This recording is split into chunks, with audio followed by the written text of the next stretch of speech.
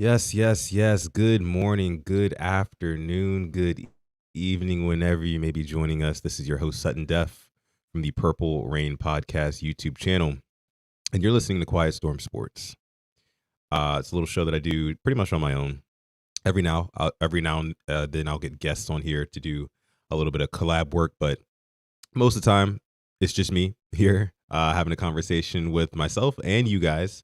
So I want to first and foremost appreciate each and every one of you guys for coming through and supporting the channel. Make sure you leave a like on this video before we get into anything. Leave a like on this video, subscribe to the channel as well. We got a couple of things to get into, guys. A couple of things to get into on this Wednesday evening, September 24th. A couple of things about the Ravens came out today. Ravens are dealing with a lot of injuries currently. A lot of Ravens fans are enraged about player podcasts and Marlon Humphrey. I want to get into all of that.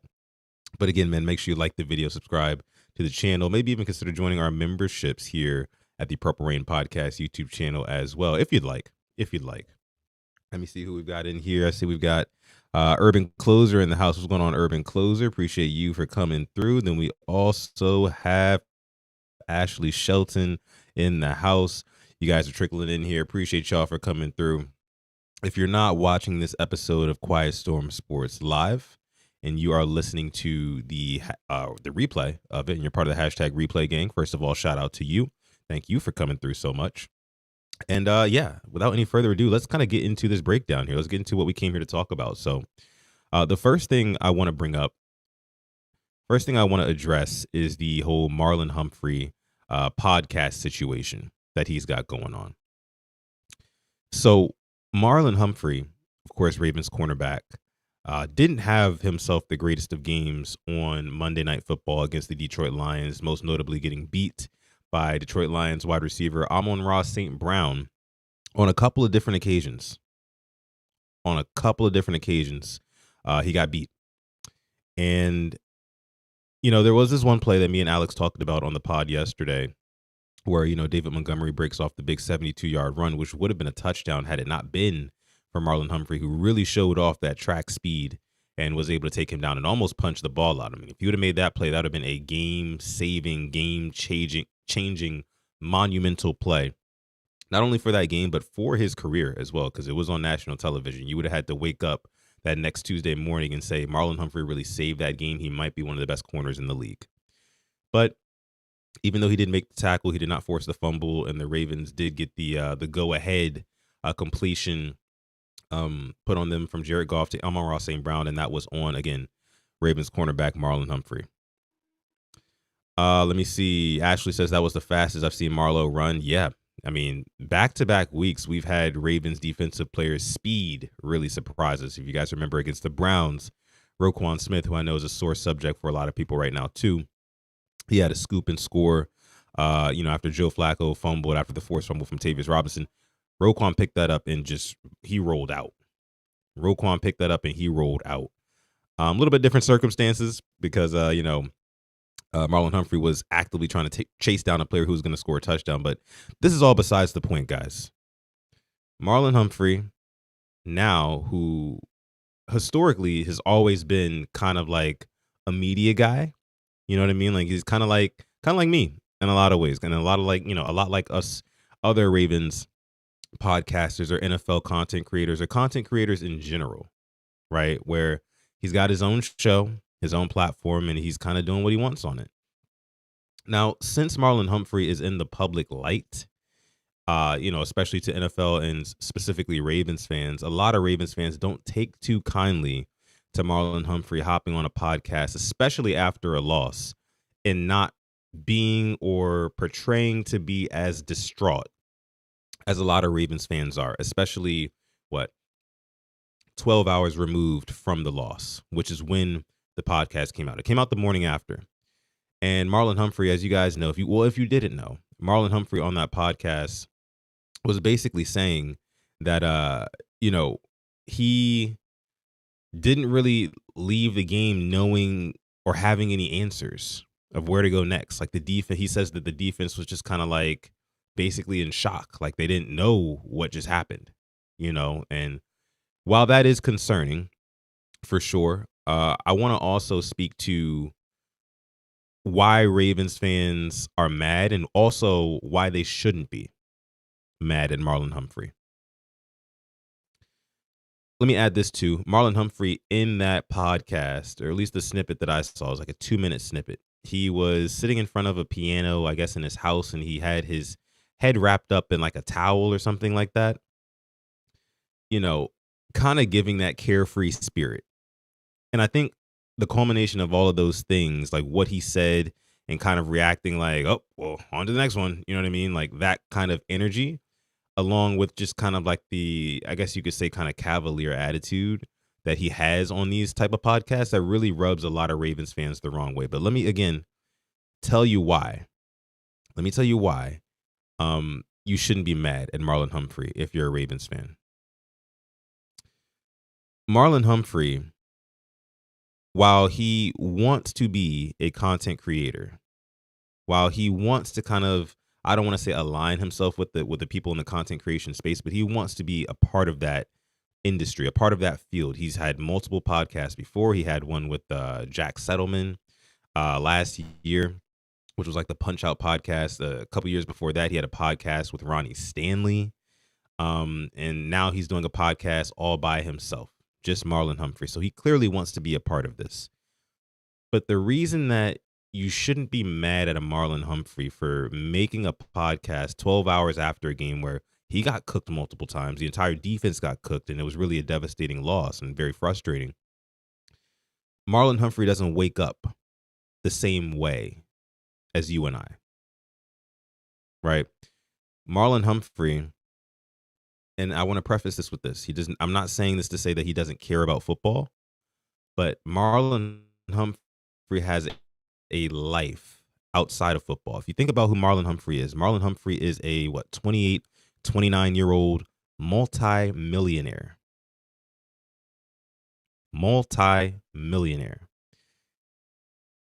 And you probably know where I'm going with this. But if you don't, just let me cook. He doesn't wake up the same way as the average Joe, you know what I mean? Like myself, like a lot of people watching this show and a lot of people who watch his show, a lot of people who watch the Ravens and the NFL in general. He doesn't wake up the same way with the same lifestyle, with the same kind of issues. I mean, I assume, and a lot of this stuff is assumptions, but I assume he lives in a very, very nice house, you know. We know he's got a family, beautiful family, right? I presume he doesn't wake up with the normal stresses of the average Joe. And for Ravens fans, and the reason why Ravens fans feel so strongly about the things that Marlon Humphrey says is because the Ravens fans have a much more emotional and long-lasting connection to the results of Ravens games. You guys know how it is. You lose a Monday night football game, devastating fashion, frustrating fashion, however you want to call it, however you want to explain it. And you wake up the next morning and you got to go to work. You're not Marlon Humphrey where you get to go and play a game for a living and make $20 million a year. No, for the reality for most people, for most football fans, is that the day after a game, win, lose, or draw, you got to wake up, you got to roll out of bed, you got to go to work, and you got to make ends meet. And that is most of Americans. Hell, it's me. Full disclosure, it's what most of us go through. And most of us, quite frankly, don't like our job. Most of us, quite frankly, don't like the 9 to 5 that we have to show up for every single day. So again, and I say this to say the emotional connection that Ravens fans have with the team, like Sunday, it's the end of the weekend. You want to see your team get a win, you know, especially if you're a hardcore diehard fan, which most of us watching right now are. You want to see your team get a victory, or else it's going to blow your mood for at least the first half of your work week, right? That's how it goes. That's really how it goes, because you have to go right back to reality of the reality for most of us. We live paycheck to paycheck. Some of us don't. If you don't, shout out to you, salute to you. But most of us do. And that's just the reality of life. And Marlon Humphrey is what I'm telling you, who makes $20 million a year, you know what I mean? And has a life outside of football that he loves so much. And I love that for him. He's not going to hop on his podcast the next day and hold his head down the entire time and say, I'm terrible at football. I've got to be better. I don't want to talk about anything else, but let's actually bring up some tape from yesterday. I should have done this when this happened or that. He's not going to do all of what you're expecting him to do. He's not the guy who you want to check in on his social medias. If you're a diehard Ravens fan, you don't want to check it Marlon Humphrey's social media the day after a loss. You just don't, because it's going to make you mad, because you're going to feel like he doesn't care. When in reality, Marlon Humphrey presumably lives a pretty great life. Check his Instagram. He's living pretty good. And I know everybody deals with their struggles and stresses and things like that. I get it.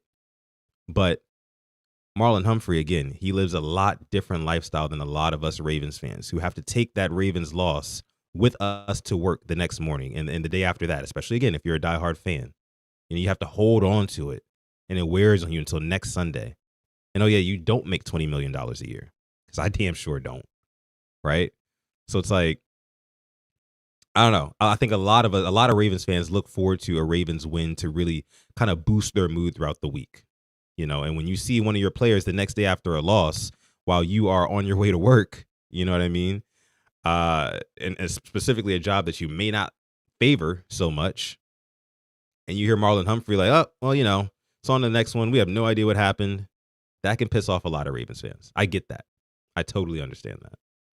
So, but that's why I want to say, don't be mad at Marlon. Don't be mad at Marlon. Marlon Humphrey is living his best life as we know him to do. He also happens to be a very good football player on most Sundays, Mondays, and Thursdays, right? And sometimes Saturday, depending on playoffs. So I think you have to take what he says and what he posts with a grain of salt. I personally had to unfollow Marlon Humphrey on Twitter after the divisional loss to the Bills last year. He came right out tweeting about, food takes and things like that. And I just didn't want to hear it, quite frankly. Why? Because I had to get up and go to work the next day and think about all day how my Ravens, who at the end of the day, I have no control over, and maybe I sound crazy saying this, but I have to think about how my Ravens got their butts kicked. And I have to go 8 months without football again. Again, this was after the Bills divisional loss last year. So that is what it is. That is what it is. I want to see what you guys are saying about that. Because again, guys, I don't think that we should be killing Marlon Humphrey for the things that he's saying online. Let me see. Love West says, I think the problem is the timing. The defense gets absolutely embarrassed and did not have a good game. I feel like if he would have posted on Tuesday, it wouldn't be as bad. Yeah, I mean, the sting would probably fade a little bit more for Ravens fans by Tuesday. I even saw a friend of the show who's going to be on the show tomorrow with me and Alex, Jason from Huddle It Up Films. I was just in his live earlier. Shout out to him. He was saying that it would be smarter maybe, and it would kind of ease the blow, ease the sting, if these players who do podcasts do their podcasts as a game preview, not as a game review. Like, talk about going into this week of football, not coming out of this week, because again, when you're going into the week, fans are excited. They want to hear what you have to say. They want to hear what your outtakes and your speculation and how you're feeling about the game and things like that. But a Monday morning or Tuesday morning after a loss, and you get up there while Ravens fans are mad and you just kind of act, again, kind of like, oh, well, it's just not going to rub the same way as Ravens fans. So it definitely is a timing thing for sure. Love West. I agree with that. But again, man, it's just Marlon Humphrey wakes up different from most of us. He just does. He just does. You guys know the saying, I woke up in a new Bugatti. You guys know the saying, like, I'd rather cry in a Bentley than on the bus. Same thing applies here. KBZ says, I'm just confused on why does this defense look exactly the same as it did last season at the beginning. We literally almost have about 90% of the players back. Yeah, there's not a whole lot of turnover on the defense yet. There's not a whole lot. But I think this, and before I transition topics here, I think this about your comment, KBZ. The Ravens might have the issue of having too many cooks in the kitchen when it comes to the defensive side of the football. As we know, Zach Orr is the defensive coordinator, the head defensive coordinator. But you've also got the likes of Dean Pease influencing his strategy. You've also got the likes of Chuck Pagano influencing his strategy as well. And I'm sure there's others in that room too that kind of put bugs in his ear because, again, Zach Orr is only, 33? He's not that much older than me, and that goes to show you how young I am, full disclosure again. But he's not that much older than me, Zach Orr. So there's a bunch of guys in there who have influence over this defense. And I think that too many cooks in the kitchen can sometimes be a bad thing. If you guys ever worked in a restaurant and food service and things like that, sometimes they can butt heads. Sometimes their ideas together don't really mesh very well and they don't produce a really, really good final product, finished product. You guys know what I'm saying? So I think that might be an issue because, like you said, KBZ, I mean, we don't have a whole lot of defensive turnover. We've only gotten stronger personnel-wise on the defensive side of the football. So why are we seeing these early season struggles? I totally get that. We've also played some really good teams. So, let me see what you guys are saying here. Rod Wave, what's going on, Rod Wave? In the chat says, like Lamar told him last year, stop with the antics and play better. I don't know how Lamar feels about the player podcast, and Calvin Noy does the same things as well. I don't know if Kyle put out a podcast after the Lions lost because I know he didn't play, but I don't know if he spoke on it or not. I don't follow his YouTube. I'll have to check that out. Or you guys let me know in the chat if he posted one, if you know or not. Let me see. Chiefs head coach Andy Reid gives major praise to Zach Orr and the Ravens defense. Yeah. I did see that.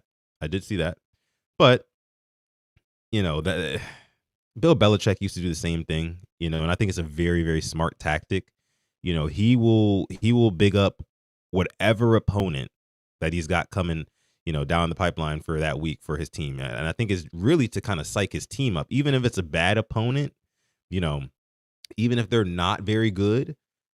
He's still going to say, oh, they're good at they're really good at this one thing, or we really respect those guys over here. They've got some great players here, some great coaches there. They're going to say these things to kind of like psych themselves up, or at least not to psych themselves out of competing as hard as they should.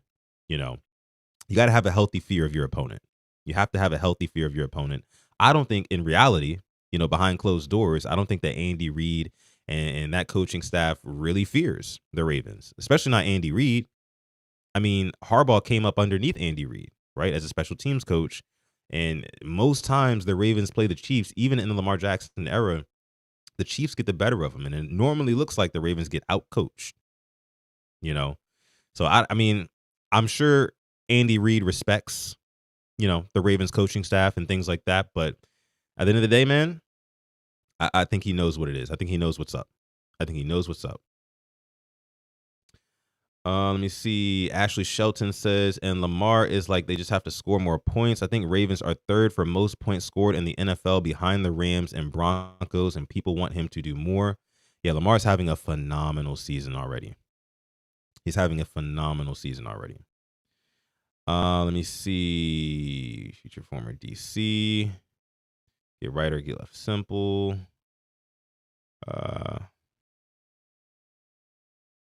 KVN only had 8-minute podcast and was respectful. Does it after a loss or win that I can respect?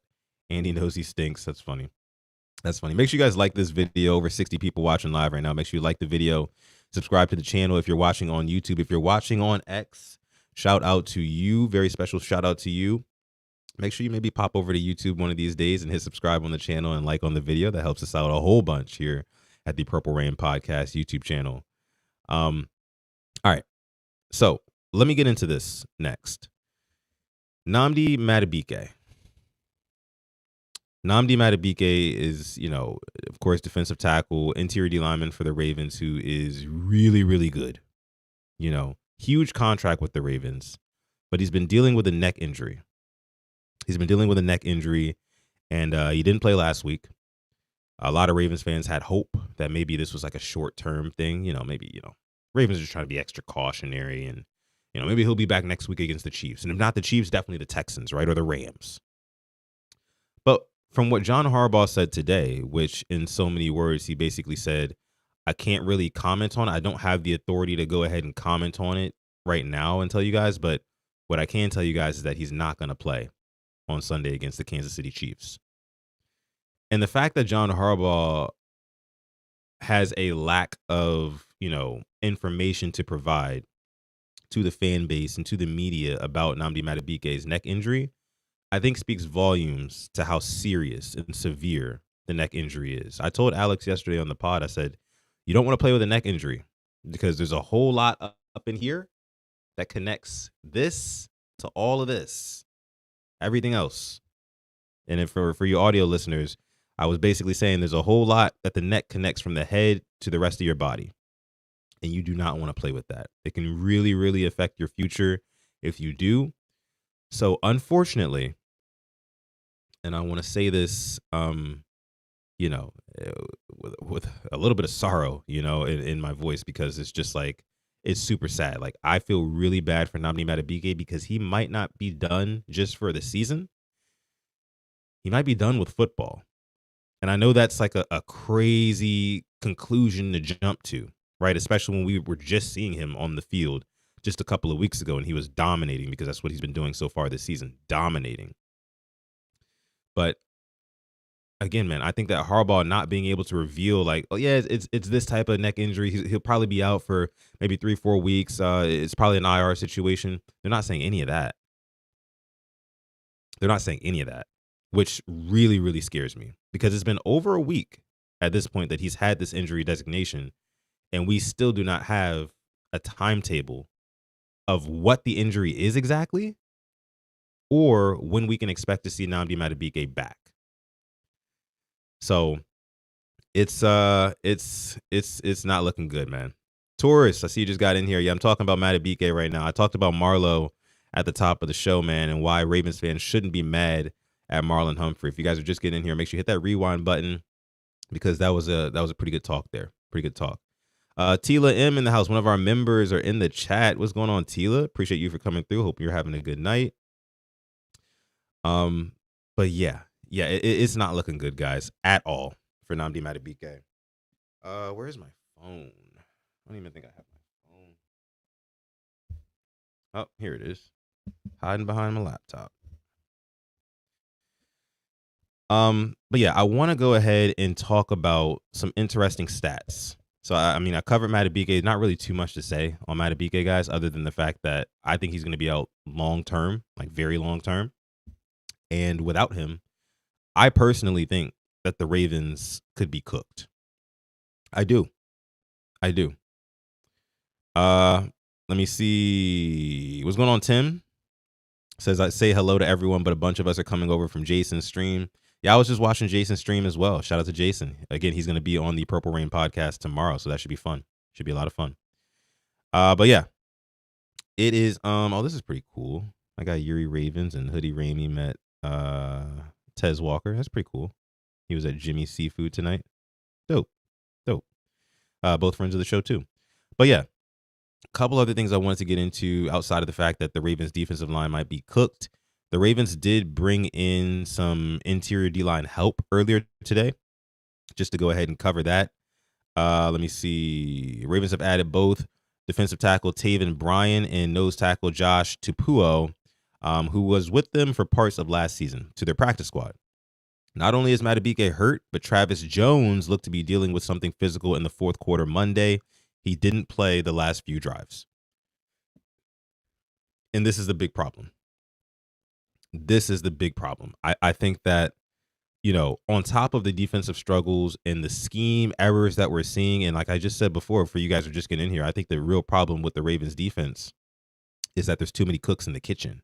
You got Zach Ward, but then there's other guys like Dean Pease and Chuck Pagano who have their influence on the defense as well. And I think there's too many cooks in the kitchen. But this is the main reason. This is the main reason right here. This interior D-line, which we saw get ripped to shreds by the Detroit Lions, who just kept pounding the run and pounding the run and pounding the run to the tune of 224 yards and 4 rushing touchdowns. And that was with Travis Jones playing for a good majority of the game. I think he didn't finish the game. I think he left the last 20 minutes of the game or something like that. Yeah, he left in the fourth quarter. What do we think this Ravens run defense is going to look like without those two guys? And oh, by the way, here are the Ravens who did not practice today. Of course, Nnamdi Madubuike, Travis Jones, Broderick Washington also did not practice. Kyle Van Noy, Ronnie Stanley, and Patrick Ricard. A lot of those guys, well, hell, all of them pretty much, play in the trenches. They play in the trenches. Chris M in the house, another one of our members. Shout out to you. Appreciate you for coming through. But yeah, a lot of those guys play in the trenches, guys. And if you cannot win, because again, football is a game that's played from the inside out. That's why the Eagles are so good, right? Because in the trenches, they can dominate on both sides of the football. If the Ravens do not have a Nnamdi Madubuike or Travis Jones out there, and you're trotting out practice squad players, basically guys off of the couch to come in and help stop the run, which is what you got to do. I mean, you have to do it. I'd be even more concerned if they weren't doing their due diligence in that department. So you have to do it. I get it. But what does it really, really mean for how this Ravens team has to move moving forward? I saw somebody in the chat say that the Ravens should become a finesse team now. And a large part of me agrees with that. You can no longer just kind of be this powerhouse team who's going to lean on teams with, high turnover rates and sacks. And then on offensive side of football, you're holding the ball long. You're winning the time of possession battle, which the Ravens are 0-3 in time of possession battles so far this year. Yes, even lost time of possession to the Cleveland Browns as well. But yeah, you have to become more of a finesse team. And I saw a lot of people saying this online. I think I heard Jason say this, like, it's time to stress test the secondary, right? The Ravens, obviously right now, very, very weak up front. Supremely just weak up front. I mean, no Madubuike, no Travis Jones. Broderick Washington's not practicing. Brent Urban is 80 years old. You know what I mean? John Jenkins, he's an old vet too. I mean, there's only but so much he can do. Started out the Lions game stopping the run pretty well, but couldn't do it the whole game. It's time to stress test this secondary, right? We're going to have to start sending more blitzes. We're going to have to start playing up a little bit more and not just giving them underneath routes and things like that. Because if you do that, it's going to be death by a million cuts. It's something that Tom Brady specialized in. And I would assume that if the Ravens continue playing soft zone coverage like they do, then other teams going forward are also going to specialize in just kind of nickel and diming this Ravens defense down the field. So what do you have to do? I think you got to take a page. You might have to take a little page out of good old Don Wink Martindale's book and start sending those blitzes. The Ravens aren't blitzing a whole lot this year at all. But that's going to have to change when your line up front is weak. You're going to have to start simulating more pressure.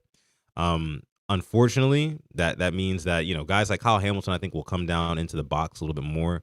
You'll probably see him rush the quarterback a little bit more. Maybe some of the linebackers get a chance to shoot through some gaps, but something's got to change.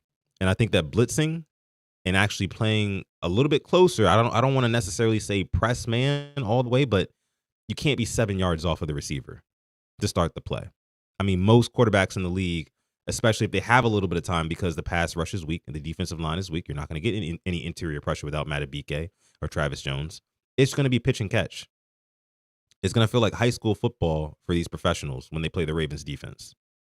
So again, to fix that, and I'm not a defensive coordinator, but I definitely do believe, and I agree with a lot of my content creating brothers and sisters in the space, that blitzing is probably going to have to be one of the answers, Yeah. But let me also bring up some other things that I had to talk about today with you guys. Oh my gosh. Two things, right? Let's talk about John Harbaugh really quick.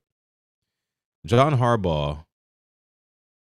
Well, first of all, the Ravens yesterday did not tweet happy birthday to John Harbaugh, who turned 63 years old yesterday. Happy belated to John Harbaugh. But I thought that was telling. Not so much in the sense that does the Ravens social media team know something that we don't? Is there a big change coming? I don't think so. The Ravens aren't firing Harbaugh, point blank, period. Him and Steve Bisciotti are for lifers. I'll get into that in a second. But then I kept looking, and I saw that the Hard Rock Bet, the verified account on Twitter, posted a picture of John Harbaugh. It was an AI-generated picture. You guys can see it right here. Of John Harbaugh in a Wawa uniform. And the caption says, John Harbaugh if he didn't have Lamar Jackson. Basically saying that John Harbaugh would be working at a gas station selling hoagies if he did not have Lamar Jackson. And while I don't believe that to be necessarily true, I do believe if he did not get Lamar Jackson in 2018, he would not be a Baltimore Raven in 2025, John Harbaugh.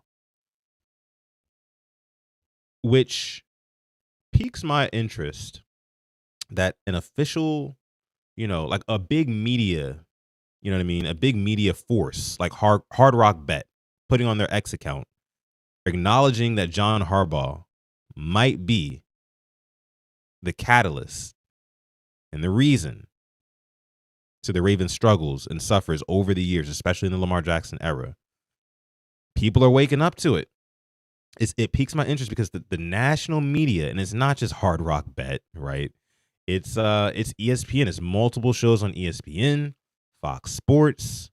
They're all talking about it. For the first time, guys. For the first time, they're actually talking about maybe this isn't Lamar Jackson's fault. And it's partly because, Lamar Jackson is already putting up MVP numbers.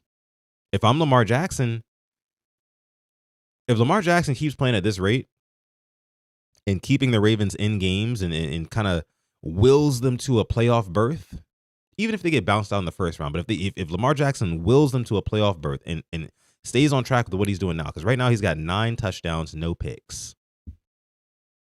9 touchdowns, no picks in 3 weeks. Highest completion percentage, yards per play, all that good stuff. If he keeps that up and the Ravens squeak into the playoffs somehow, I don't see any way you couldn't give him most valuable player. Just based off of how Josh Allen won it last year, because we're talking about most valuable. They took it away from Lamar Jackson last year because Derrick Henry was just a beast. But Derrick Henry right now is kind of looking like a shell of himself. The defense looks like a shell of itself. Yet the Ravens are still in all of the games that they lost, which is only 2 to this point, because of what Lamar Jackson has been able to do. Sorry about my dog, guys. Sorry about my dog. But yeah, you guys gotta kind of get the point. It's interesting, to say the least, how much the national media is now paying attention to John Harbaugh's shortcomings because Lamar Jackson is performing so well. That's one thing. Another thing. Let me see. Lamar Jackson said today at a presser, he was asked about should he have taken off in more moments in that Detroit Lions game instead of taking those 7 sacks. And Lamar said in watching film, he did not see moments where he should have taken off more. And when he was asked about holding on to the ball longer, he said he was waiting for routes to develop. And I agree with him, because on one of those, I think it was the Aiden Hutchinson sack, where he just really beats Ronnie Stanley. And it was like a double team on him, too. It was a double team. Stanley and Voorhees.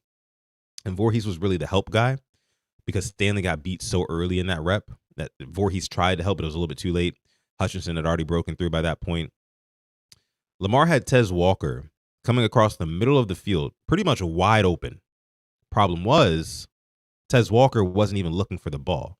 Tez Walker was running basically like a deep crosser across the middle of the field.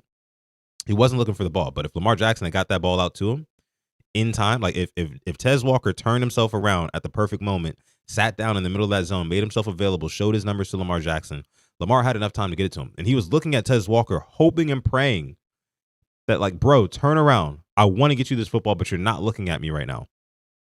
But it was too late. Aiden Hutchinson came in and he sacks him. I don't know if Tez Walker ever got turned around on that play. So the longer developing routes when you know your offensive line is struggling like it is, I think you just can't have that. You can't have that.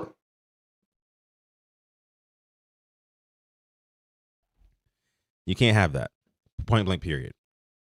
Had to get my dog out the room. Sorry, guys. He likes streaming in this. Well, he likes sitting in the same room that I'm streaming in. I think he likes listening to the Ravens talk. I really do. But yeah, it's tough. It's tough, man. And I think that is something that Todd Monken has to look at, because this offensive line is not performing, especially against viable pass rushes. You got to get the ball out quick. What did Jared Goff do all night? Our pass rush is not good. Period. I think last in pressures, last in blitz, last in sacks, something like that. It's not good. But Jared Goff was getting that ball out, though. He was getting that ball out. So, yeah. Urban Closer says it's okay, son. Let him vent, too. He's got a lot to say. Yeah, man. He's right next to me when I'm watching these Ravens games, and he sees everything. He sees everything just like I do. But, yeah, guys, let me see. One more thing I want to talk about, because, again, I'm not trying to hold you guys too long on this episode of the show. But Kevin Oestreicher put out something interesting earlier today. Let me see. Yeah, Kevin Oestreicher, friend of the show. And I was just kind of talking about this.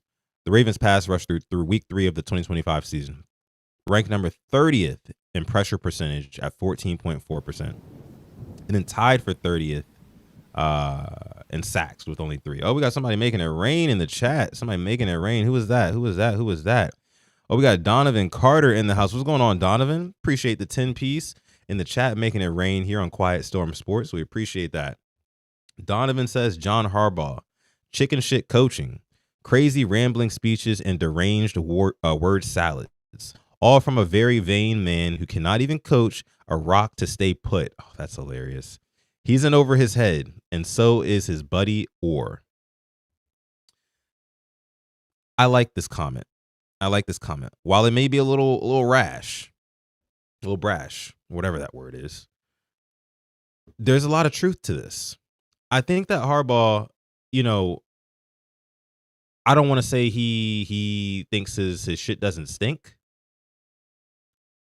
but the way that he moves sometimes and the way that other players have kind of come out and alluded to things about a Harbaugh-led football team, I could kind of see it. I mean, a little bit vain, is going to be his way. He's a CEO type of coach. He's not an offensive coach. He's not a defensive coach. His baby is special teams, but he wants things his way on his time.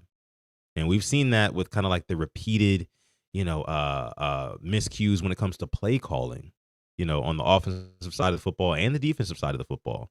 One of the ones that I really, really don't like is the sprint out, the roll out to the right when we're on goal line with Lamar Jackson, because it shrinks the field and limits the options.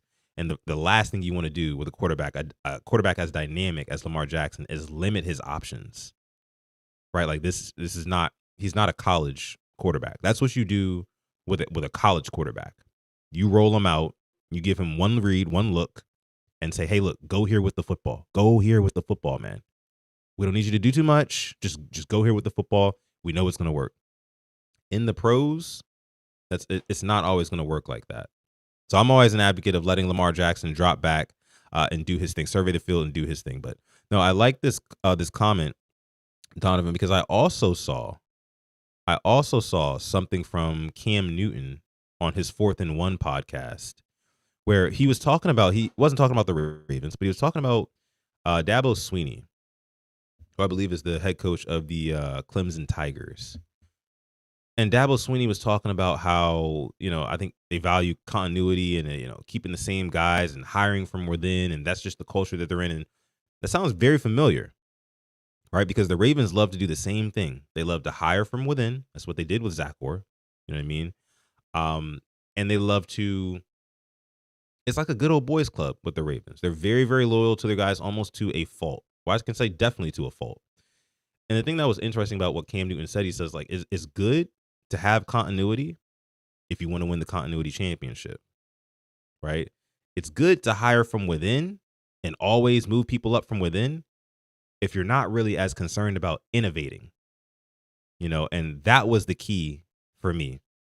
It feels like sometimes there is a lack of innovation with the Ravens, and I can definitely say defensively, I can definitely say parts offensively as well.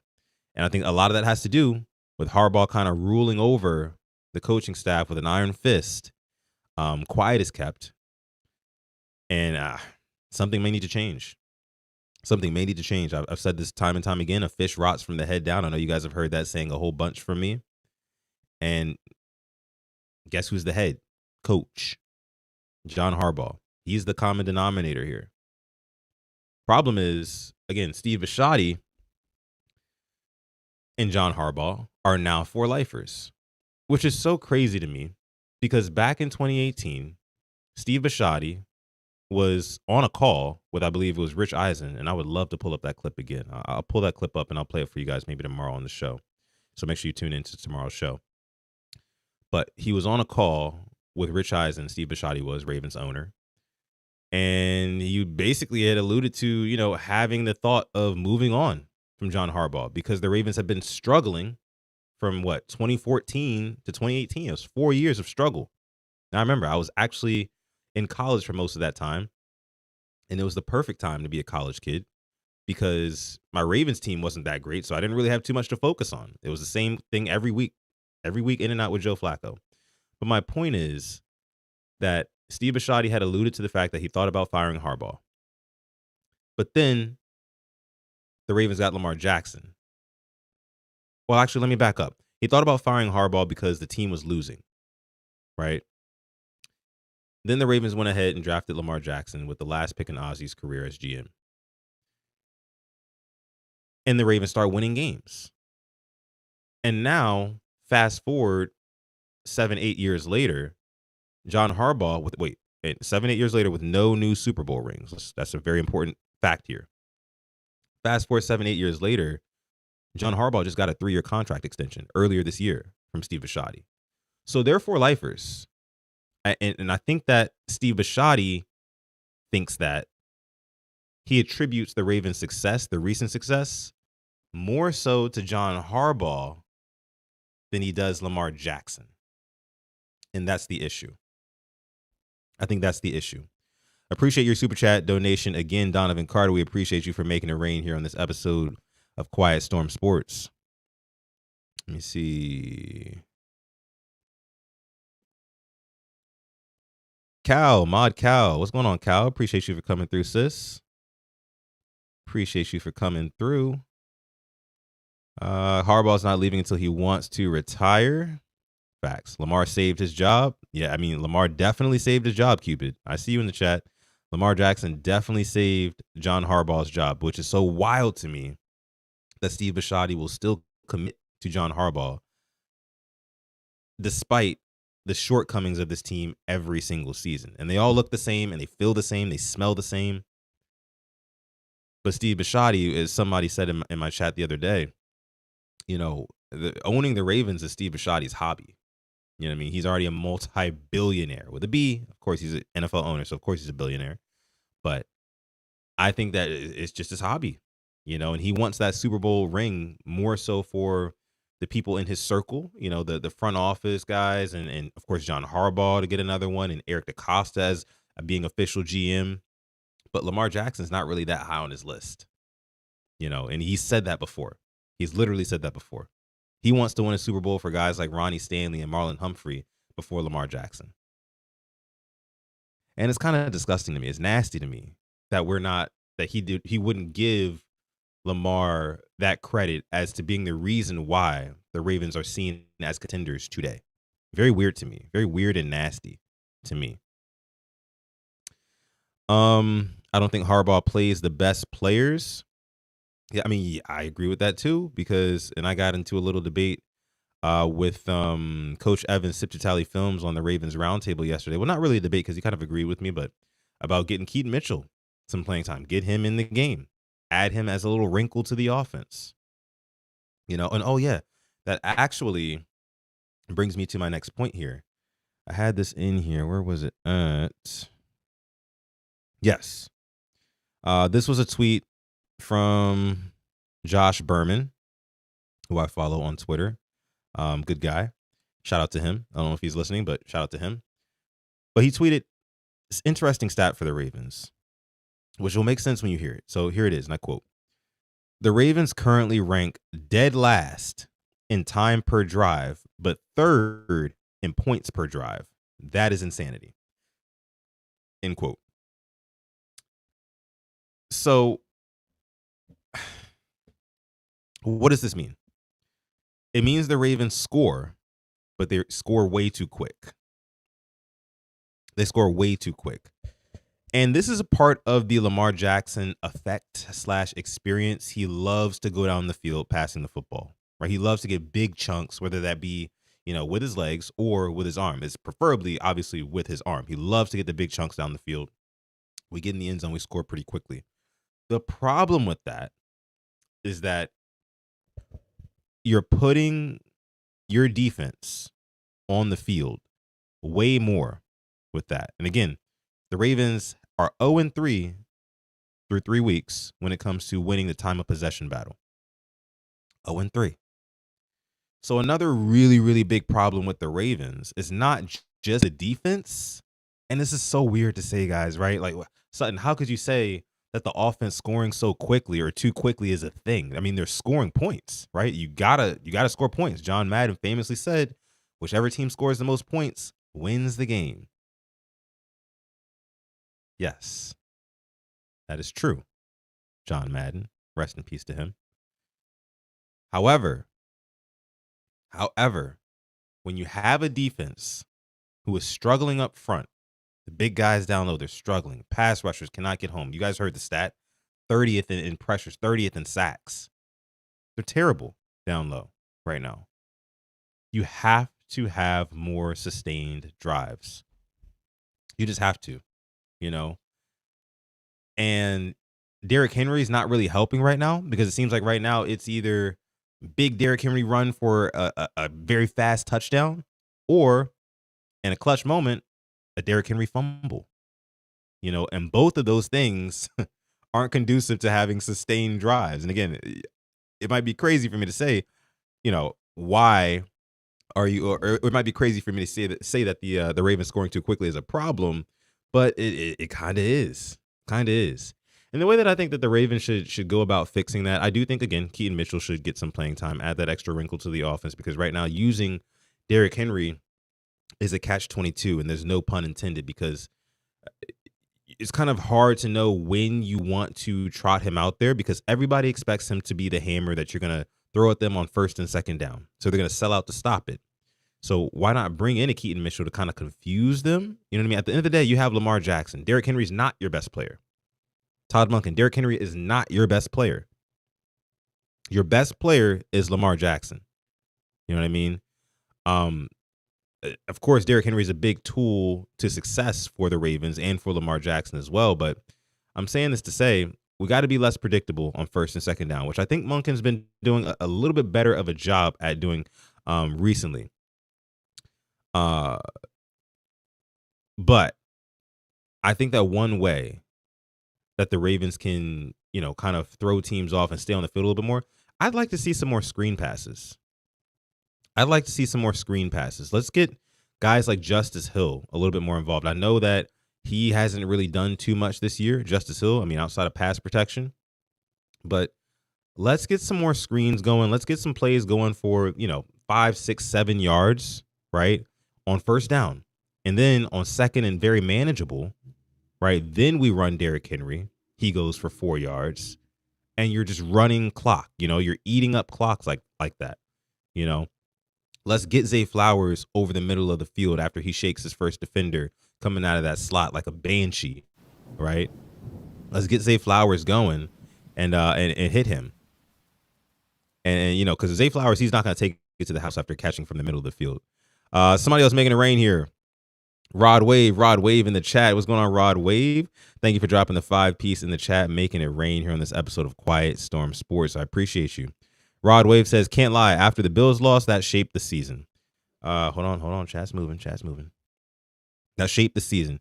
Henry is one-dimensional. We have an affinity for old players and coaches.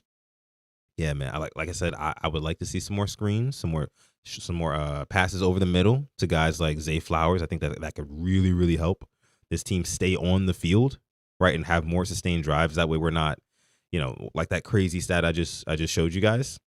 We're not living up to that. But when it talks about Derrick Henry, I saw somebody make a point about him, or a couple points about him earlier today. Is he showing his age, right? Normally, when guys, they start fumbling, they're not breaking off big runs anymore, things like that. You might bring up the running back's age, which is very fair. But Derrick Henry, I still think has that big play ability. I mean, hell, we've seen it this season already. We've seen it. It comes in little bursts here and there. But for the most part, we haven't really seen. It's actually storming outside. This episode of Quiet Storm Sports. Um, but we haven't really seen, this Ravens stand. You guys can hear my dog again. That's funny, but we haven't seen Henry pop off in the way that we need him to. Again, breaking off 4, 5, 6 yard runs on an average, right? That keeps the Ravens on the field and wins them the time of possession battle, and ultimately keeps the other team's offense off the field. For a lot of, in a lot of ways, Derrick Henry is the best defender the Ravens have. And that might sound like what we talking about. He plays offense. But no, when he's running the rock and he's popping it off for 4, 5, 6 yards a carry, he's keeping the Ravens offense on the field and the opposing team's defense, or opposing team's offense, off the field as well. Like, it's the best defense is a really good offense that can sustain drives all the way down the field. You guys saw what the Lions did to the Ravens. We're talking 15, 16 play drives, 9 of them, 10 of them runs, taking up 10 and a half, 11 minutes on one drive. If the Ravens aren't doing that, quite frankly, and Henry's getting hit in the backfield a lot. Henry's the type of running back where you don't want him getting hit in the backfield, because he's not the type of guy who is going to, he's not going to have that patented stiff arm ability behind the line of scrimmage. No, he has to get ahead of steam going, get defenders who are in that secondary kind of parallel to him, trying to run him down, because he is very fast. He's got very long strides. And that's where his stiff arm, his signature stiff arm, works so well. But in the backfield, you go at his legs, he's done for. That's what it is, But I don't want to necessarily say we have an affinity for old players and coaches. I will definitely say for coaches, but for players, when it comes to Derrick Henry, I don't think anybody really saw a decline coming with Derrick Henry, especially coming off of the season that he had last year. I think that we all expected the Ravens, to go ahead and build off of the success that Derrick Henry had last year. And we hear about how much he spends money wise, tending to his body and making sure he's good on that front. How hard he works training in the offseason and things like that. You couldn't really see a drop off. Now, what I will say, if you guys remember back in 2018, 2019, I want to say, around that time, or it might have been 2020, the last year of the Mark Ingram experience. That was when I felt like the Ravens had kind of an affinity for Mark Ingram. They loved him. Everybody in the locker room, the front office, upstairs loved him. But he wasn't really doing nothing for the Ravens. And the Ravens were still feeding him. When it comes to old coaches, that kind of goes back to what I was saying earlier, Rod Wave, about how, they will hire from within, hire from within, hire from within. That's what they do. And that's a lot of jobs in the U.S., but the Ravens, they really do adopt that. But yeah, man, I can definitely see what you're saying here. Henry is a little bit one-dimensional. And this is the thing. He's too tall. He's too tall to really be that running back who, doesn't need to get to the second level immediately. Because when I think about guys like Maurice Jones-Drew back in the day, when I think about guys like Brandon Jacobs back in the day, when I think about even fullbacks, I throw it back to like guys like Mike Allstott. I don't know if you guys remember that name. Those guys had a much lower center of gravity. So when they were meeting somebody in the gap, it was a lot easier for them to kind of run through guys. And guys had to make business decisions when it came to them coming up the middle, like right up the gut, They were really huge threats in and around the line of scrimmage. Just because they have that lower center of gravity, it's harder to get to their legs. You kind of got to go head up with them. Derrick Henry is much better when you get him to that second and third level. Problem is, the run blocking has not been great so far for the Ravens this year. And also, they're missing Pat Ricard. So I think that with Pat Ricard coming back, he's not going to be back this week against the Chiefs. I would expect Pat Ricard to probably be out another 2-3 weeks, which at this point, it would have made more sense to just throw him on IR to start the season. Am I right? But I think Henry will be fine. I think the fumbling issues will kind of subside after a little while. I don't think this is kind of going to be a normal thing for Derrick Henry. So, yeah. Let me see. We need shifty, fast, and pass catching. Agree. Josh Jacobs in Green Bay. Okay. You seen you had 2 bums at guard and didn't do anything, man. I mean, KP, I get your point here, KP. But my only thing is, though, like, you kind of got to cut costs somewhere if you're the Ravens. Like, the Ravens have a lot of money invested on that defense.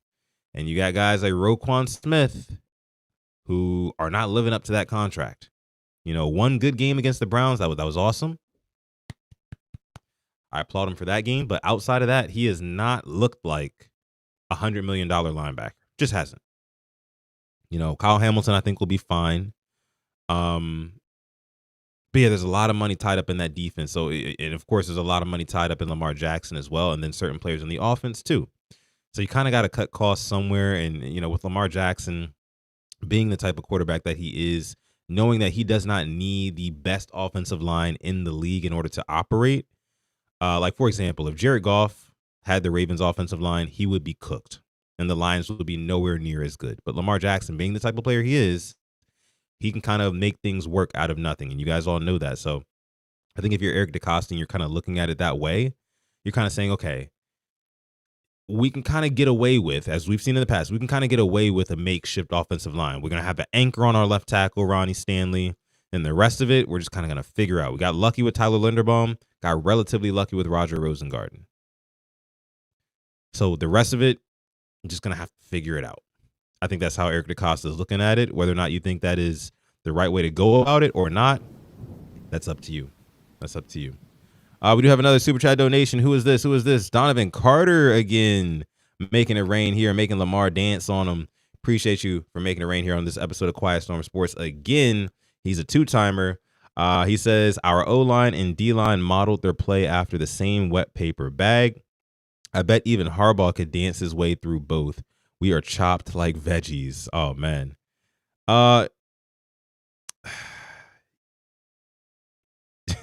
Yeah, the trenches don't look good. And like I led the episode with, I mean, it's football is played from the inside out, guys, right? I mean, so if the trenches aren't where they need to be, and especially for me, that defensive line. And that's why I think that the Ravens are cooked.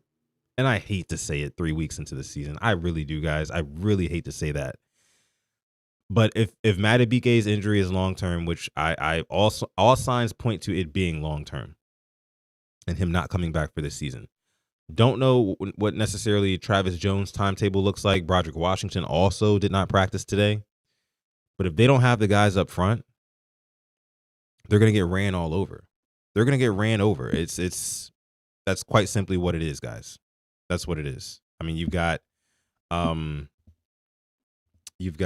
this week Isaiah Pacheco, who hasn't really had the best season so far. If I'm a fantasy owner this week, I'm starting Isaiah Pacheco, at least in the flex. Because the way that Ravens run defense looked last week against Jahmyr Gibbs and David Montgomery, who, credit to them, they are a very, very good running back duo. It might be scary. It might get rough, guys. And then if you go a week after that, I mean, the Texans are coming to town. And I know the Texans, who are 0-3 and struggling right now, I mean, you got Nick Chubb, Ravens' old buddy, Nick Chubb, coming to town. And, he can run between the tackles. And if he does, and he gets a full speed ahead going, it's hard to bring him down. So I could see him gashing the Ravens. And then who do you got after that? You got the Rams and Kyron Williams, And then some of these even weaker teams that we play after the bye week, those guys are going to have some good running backs too that the Ravens are going to have to stop. So it's looking like right now it's going to be a long season if the defensive line does not get its act together.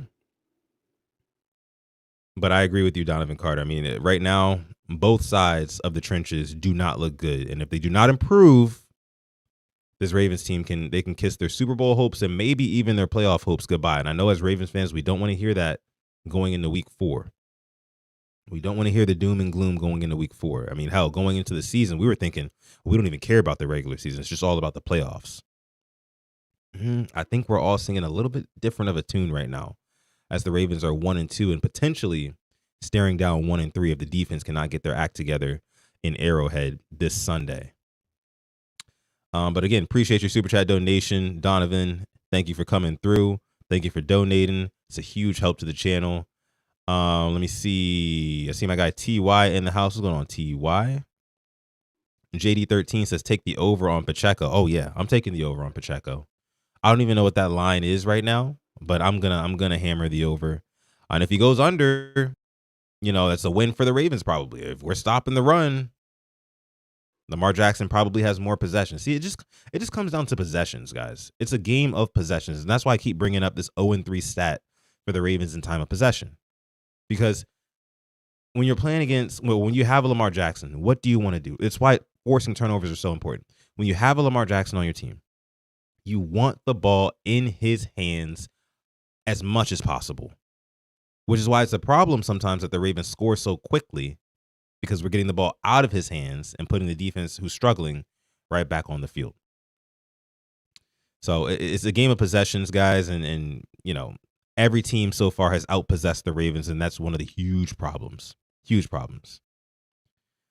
Let me see. My guy Taurus in the chat says, Sutton, Pacheco is an energy player, right? And he goes on to say that he's going to get pumped up off of every big game, bro. He's going to turn up. Yeah, I don't let him get any momentum early in the game, or else he's going to feel like, okay, this is like last year Pacheco, right? And he's going to be going crazy on us. So isn't Mahomes their leading rusher, says TY? I believe so.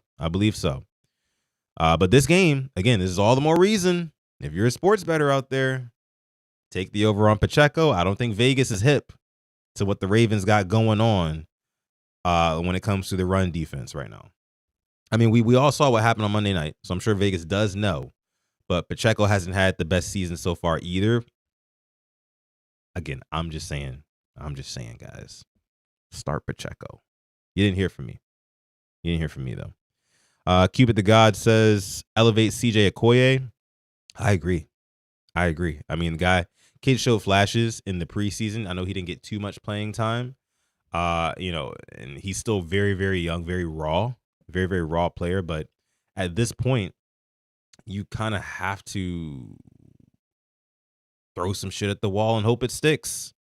Throw some new defensive linemen out there and hope they cook.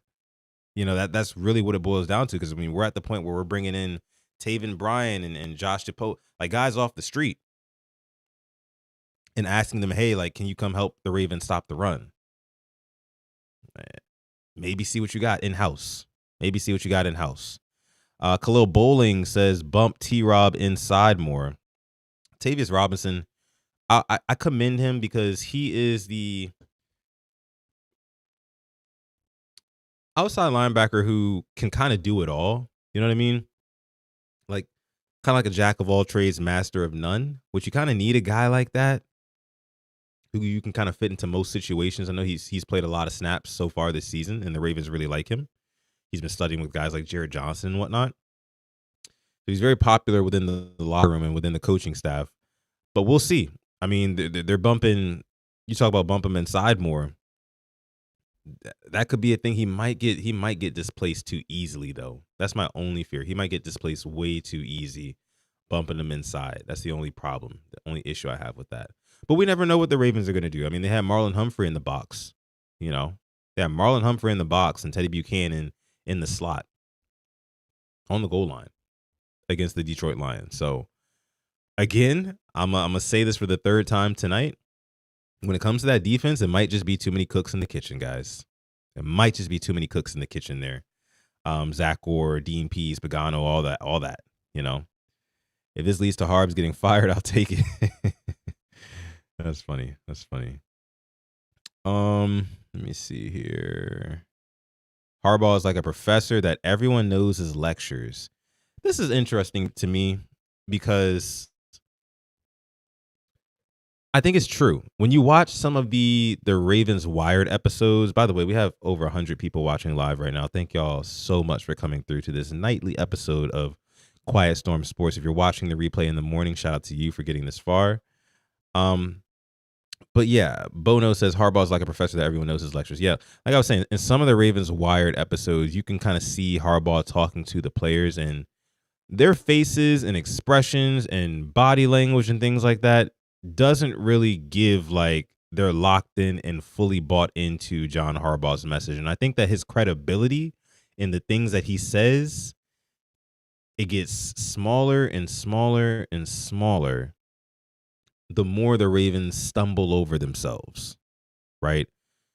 When you have a Marlon Humphrey or when you have a John Harbaugh who after the week 1 Bills loss say that, the defense is just immature. And then you have after week 3 when the defense gets obliterated, so that puts them at 1-2.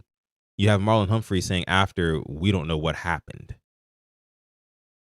I would love to be a fly on the wall in those player meetings, in the meetings between the coaches and the players and things like that. Like, what is Harbaugh even saying? Like, what cliche do you have to pull out of your ass after, these guys clearly aren't dialed in, clearly aren't, out there prepared and ready to go, clearly aren't in the right spots when they need to be? What do you keep saying? Like what? I feel like John Harbaugh, after every loss, he sprints home, opens up his laptop, goes to chatgpt.com and says, "Hey, I'm the coach of the Baltimore Ravens. I need you to give me a script on what I can say to my players tomorrow after this big loss." Because a lot of it's cliche stuff. And I'm sure those guys are kind of fed up with that. I'm just saying. Just saying. Edward George says we like our guy. Yeah, we like our guys, Last week's Wired showed how they felt even after a win. Yeah. Christian Wilkinson's getting called. Maybe. I wouldn't hate that. Somebody said that Kwame says you can see that in the Hard Knocks from in season. Yeah, I think that's what I'm referring to, actually, was the Hard Knocks. That told us a lot about the relationship between players and head coach John Harbaugh. And maybe some of us should go back and watch that. Yeah, make sure you guys like the video. Mod Cal in the house says make sure you guys like the video. Subscribe to the channel as well if you're new here. If you're new to the Purple Rain Podcast YouTube channel, make sure you go ahead and subscribe. That would be awesome. What I saw this one comment from somebody. What did they say? Can't remember. Head chef. That's funny. Oh, Michael Pierce, who just retired. Somebody said, yeah, I'd be calling Michael Pierce. Who is this? Tim Hughes. What's going on? Tim says, I'm telling y'all, I'd be calling Big Michael Pierce up and asking him to come back since we have so many injuries. If I'm Eric DaCosta, I'm saying, look, bro, here's a blank check. You know what I mean? Here's how much cap space we have, right? Be reasonable with me now, Michael. But we need you back for one more run, one more season. We need your big wide body filling up 2 running gaps. Like you did so well for so many years with the Baltimore Ravens, and that he was such an unsung hero for this team. And now we're kind of seeing what the consequences are from not having a guy like that stopping the run. And I said this, and me and Alex said this over the offseason, like we are going to feel the effects very early on of Michael Pierce retiring. It was a very underrated transactional move that the Ravens suffered this offseason, losing Michael Pierce to retirement. So I agree with you. Tim. I really do. Bo Knows says Pierce already lost 50 pounds. I don't know if you're serious about that. If you know that for a fact, but I don't know if I would assume that he would be losing weight. I think that he'd probably be enjoying retirement. Michael said on Monday he had a quad and bicep injury, I believe. Take what you will about that. Interesting. I didn't hear that. That's interesting though. Nah, he's still KP says nah, he's still huge. Probably lost Halloween. I think he's still huge, bro. I think he's still huge. Jeff said Pierce barely felt like he could finish last season. He's not coming back. Yeah, it's tough. It's tough. Pierce graded out as our best defensive tackle last year by far, which was scary. Beaks was third behind Jones. Yeah, BK was facing a lot of double teams last year though. And Travis Jones got a lot of single one-on-one work, and he put in work with that. But you saw this year when they're not able to double team Travis Jones or Madubuike because they are seen now as like equal forces, pretty much. Madubuike eats, But when Madubuike is not playing, as you guys saw, duo blocks on Travis Jones, and offense can get whatever they want because nobody else is going to get pressure. You're not getting pressure from the interior. Guys on the outside, Mike Green. Can we talk about Mike Green for a second? Is that all right with you guys? Can we talk about Mike Green? Ravens rookie pass rusher, second round pick, was supposed to be a top 15 pick. Has done nothing through 3 weeks. And I know what you're going to say. Sudden, he's a rookie. He's only played 3 games. He only really started in this last game against the Detroit Lions. He started getting a lot of snaps halfway through the game against the Browns because Kyle Van Noy went down. But I just think when it comes to Mike Green, man, I have the same concerns now that I had in the offseason going into, this regular season. And that is his size, right? And I don't want what I'm about to say to make it sound like I was always on the train of, oh, Mike Green sucks and we should have never drafted him, because I wasn't on that train. I was right there with the rest of us, being so hype about how the Ravens potentially could have their guy that becomes an edge wrecking, or a game wrecking edge, rather. I was right there. But I think I said this months ago. I said his size, I think, will not translate very well to dominating starting NFL tackles. And so far, that has proven to be 1,004% true. Because all the tape that I see of Mike Green, who, by the way, has a 4% pass rush win rate, all the tape, at least in that last game, but all the tape so far is him getting stonewalled, shoved into the ground, and just taken out of plays by tackles. Hell, even tight ends at some points. You know what I mean? Sometimes he gets doubled and chipped and things like that, but not often. Lots of times he's one-on-one with a guy on the outside, and he just doesn't have the size to power through, again, these pro tackles, starting tackles. You know what I mean? A lot of us were enamored with the 17.5 sacks that he got at Marshall, which is very, very, very, very impressive. He led the nation in sacks. But, the sack that was the biggest, he had one against Ohio State. Outside of that, I mean, some of those schools he was playing, guys, those guys would not start in the NFL. Those tackles would not start in the NFL. A lot of those tackles wouldn't even be backups in the NFL. And again, this is not to say that Mike Green cannot develop, because he is raw. But I think what we're seeing now is his welcome to the NFL moment. Like, you're not going to be able to bull rush these grown men left and right tackles in the NFL, quite like you did with guys at the combine and, back at Marshall and things like that. And oh yeah, the finesse moves, these professional level tackles, they are big enough and athletic enough to be able to meet you at the point of attack and shove your ass into the ground. And that's what's been happening. So we're not getting any real pass rush from Mike Green. Kyle Van Noy's hurt. And I don't think that Kyle Van Noy is a big game sack guy either, pressure guy either.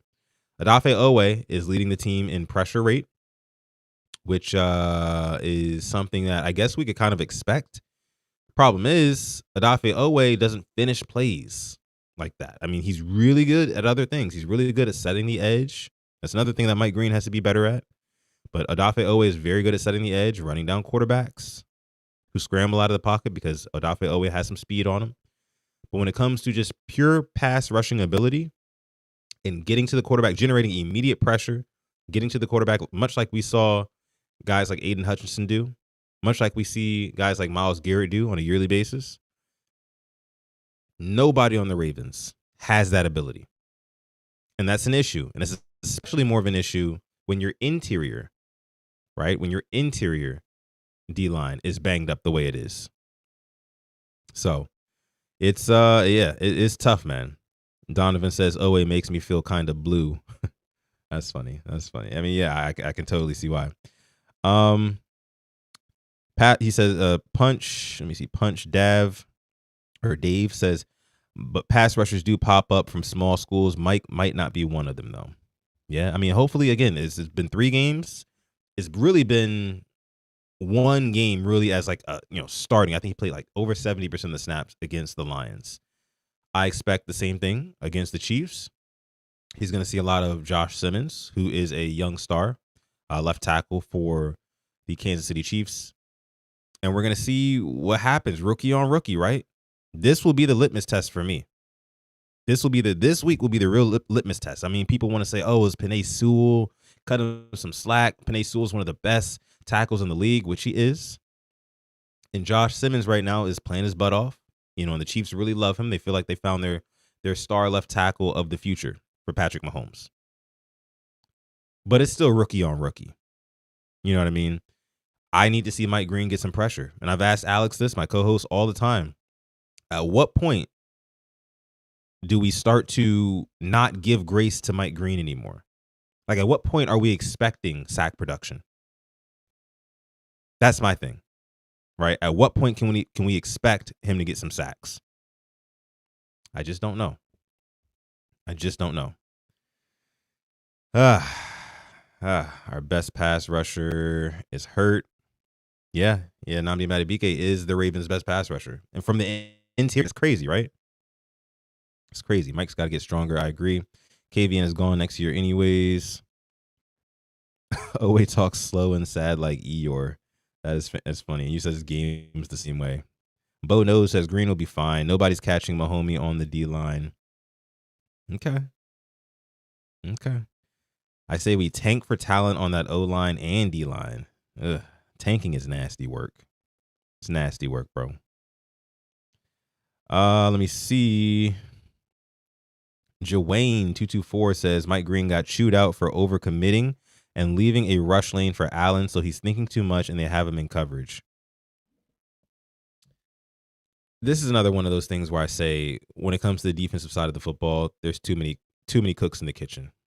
Because how do we come to the conclusion that a guy that Eric DeCosta drafted solely to rush the passer and to use his God-given ability and talent to just get after the quarterback? We already got guys who can do all the other things, setting the edge and containing and whatnot. Guys like Owe and Van Noy's a vet. But we brought in this kid to get after the quarterback and sack the quarterback. Not just get after him, but sack the quarterback, right? In plays. That's what we brought him in to do. So I don't know why you would coach him out of his natural kind of way of doing things. Of course, you coach him up. I get it. He's not above coaching or anything like that, but let this man use his natural talents. And again, I think that might be more of an indictment on John Harbaugh. You know what I mean? So maybe Eric DeCosta and John Harbaugh need to have a sit down. Like Eric's got to be like, hey, look, I drafted this guy. I know you don't draft players, Harbaugh, but look, I drafted this guy because we don't have a guy like a Myles Garrett, because we don't have a guy like a Trey Hendrickson, like a TJ Watt, like an Alex Highsmith. We don't have one of those guys. But this guy has the potential to be that. So don't go fucking him up, by trying to, influence him with your Harbaugh-isms and take him out of his game. That's just what I think might need to happen. Eric DeCosta got to step up for his he's got to step up for his team, for his picks. Rod Wave says green moves don't work. Hopefully he can come around, guys. I'll leave it at that. Let's see. Run stunts, damn. You guys going crazy in the chat. Bo Knows says Harbaugh said he is fully involved both offensively and defensively. It's obvious on the field, or is aggressive, and Monken is too. Yet we see so much timidity.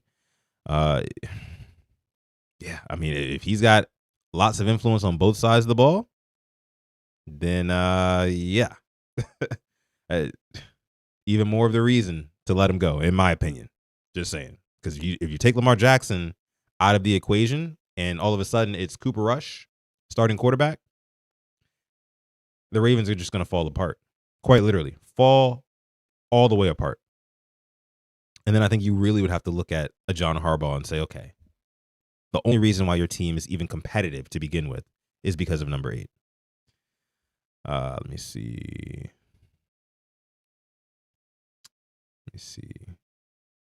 Gears 101. Yeah. All right, guys. So I think I'm going to go ahead and leave it there. I'm already about an hour and a half in. Didn't even realize it had been that long. I just love talking to you guys. Love you guys so much. Make sure you like this video on your way out. Also, please subscribe to the channel. Consider subscribing if you are new here. That helps us out so much. And even maybe leave a comment on this video. Like, so if you're in the live chat, leave a comment on this video too. That helps out the algorithm. Talk about your opinions on Marlon Humphrey. Do you think that Ravens fans should be mad at him? Do you think that the Ravens are cooked because of the injuries across the D line? Let me know down below. Excuse me, can't even talk. Let me know down below in the comment section, because that also helps out the algorithm too.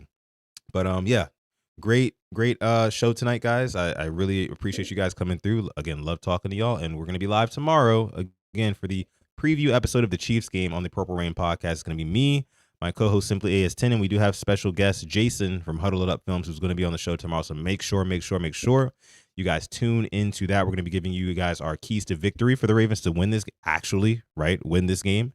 Bold predictions. We're going to give you our Purple Rain parlays, our NFL picks for Week 4, and so much more. So make sure you stay tuned into the Purple Rain Podcast YouTube channel, because we will be live tomorrow at 6:30 p.m. Eastern time to do that. So again, love you guys. Appreciate you guys. And I will see you guys in the next video. Stay positive, test negative, and don't ever forget, even on the rainiest of days, to call God. This has been your boy Sutton Def from Quiet Storm Sports. That's part of the Purple Rain Podcast YouTube channel. That was an earful. Bo Knows, thank you for the sub on the way out. Thank you for the sub. I appreciate it. Joanne says he just subscribed. Nice. I appreciate that. Appreciate that, guys. But yeah, I'll catch you guys in the next episode of the show. If you haven't subbed, sub now. Go ahead and sub. Appreciate y'all. Appreciate you, Dwayne. All right, I'm out, guys. Peace.